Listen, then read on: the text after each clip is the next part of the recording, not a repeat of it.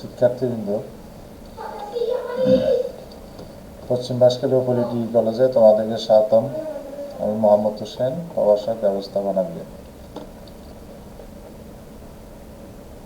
শিক্ষার্থীবৃন্দ, তোমাদের আজকের বিষয়টা হচ্ছে ব্যবসা সংগঠন ও ব্যবস্থাপনা প্রথম পত্র তৃতীয় অধ্যায় এক মালিকানা ব্যবসা নিয়ে আমরা আজকে দ্বিতীয় বারের মতো ক্লাস করছি।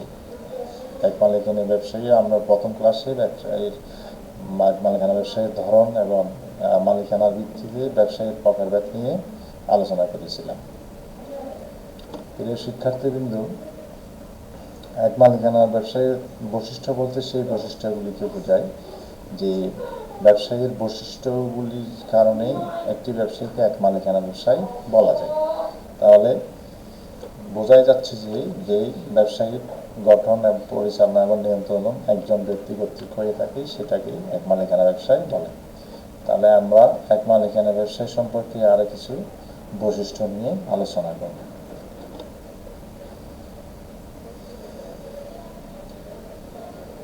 শিক্ষার্থীবৃন্দ, এক মালিকানা ব্যবসায়ীর যে বৈশিষ্ট্যগুলি আছে তার মধ্যে একটা হচ্ছে সহজ গঠন।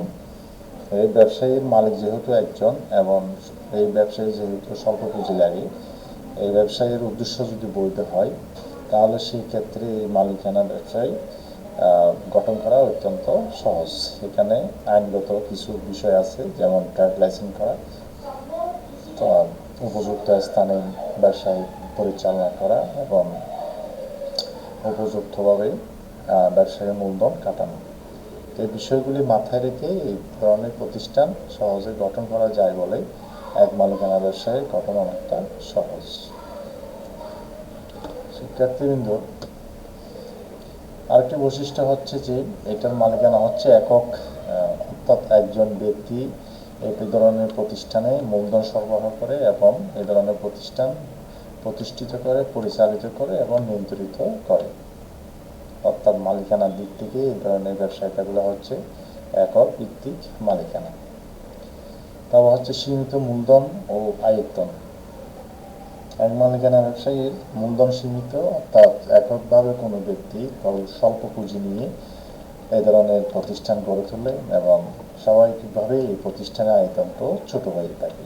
যেমন ধরো কোনো পাইকারি ব্যবসা বা খুচরা ব্যবসা বা কোনো ধরনের মুদির দোকান বা ফার্মেসি বা কোনো সেবামূলক প্রতিষ্ঠান, এই ধরনের প্রতিষ্ঠানগুলি তোমার এক মালিকানা ভিত্তিক হয়ে থাকে। অর্থাৎ এক মালিকানা ব্যবসায়ীগুলি সরাসরি ভোক্তার সাথে সংযোগ ঘটায়, সেই জন্য এর আয়তনটা হচ্ছে ছোট। এই ব্যবসায়ীর মালিকের দায়টা হচ্ছে অসীম, অর্থাৎ দায় বলতে এখানে যত ধরনের ঝুঁকি এবং দায় আছে সেটা দায় দায়িত্ব মালিককে বহন করতে হয়। এই জন্য এই ব্যবসায়ীর মালিকের দায়টা হচ্ছে অসীম, অর্থাৎ যতই দায় দেনা হোক না কেন মালিককে এই দায় বহন করতে হবে। তারপর হচ্ছে কি একক কর্তৃত্ব ও নিয়ন্ত্রণ। এই প্রতিষ্ঠানে এক মালিকানা ব্যবসায়ী প্রতিষ্ঠানের নিয়ন্ত্রণটা হচ্ছে একক, অর্থাৎ মালিক যেহেতু একজনই, সেই নিজেই এই প্রতিষ্ঠান নিয়ন্ত্রণ করে থাকেন, এই প্রতিষ্ঠানের ক্ষমতা প্রয়োগ করে থাকেন। অর্থাৎ এই প্রতিষ্ঠান নিয়ন্ত্রণের সম্পূর্ণ দায়িত্বটা হচ্ছে মালিকের।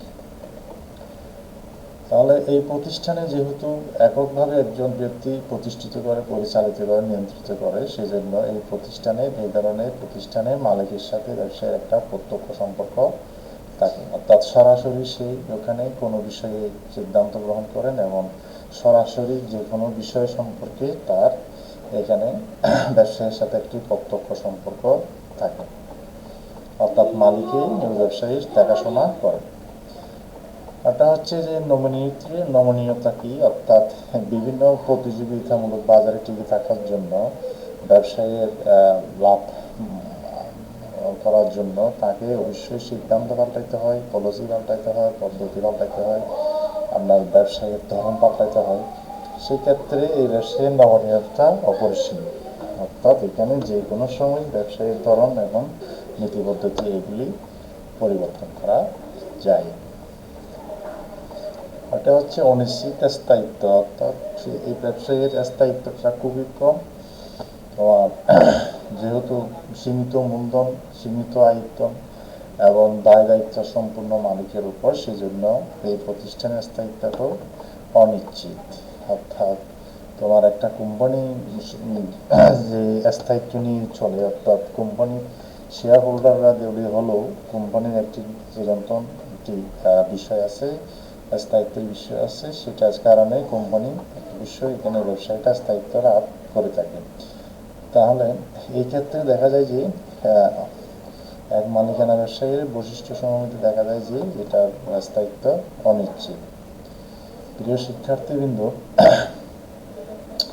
তাহলে এক মালিকানা ব্যবসায়ীর যে কিছু বৈশিষ্ট্য আছে সেগুলি আমরা আজকে আলোচনা করলাম। এটার গঠন সহজ, এটা মালিকানা এক, এটা এই ব্যবসায়ীর মূল্য সীমিত এবং আয়তন ক্ষুদ্র, এই ব্যবসায়ীর মালিকের দায়সী, এখানে কর্তৃত্ব নিয়ন্ত্রণ, প্রত্যক্ষ সম্পদ, নমনীয়তা অনিশ্চিত। প্রিয় শিক্ষার্থীবৃন্দ, তোমাদের সবাইকে ধন্যবাদ।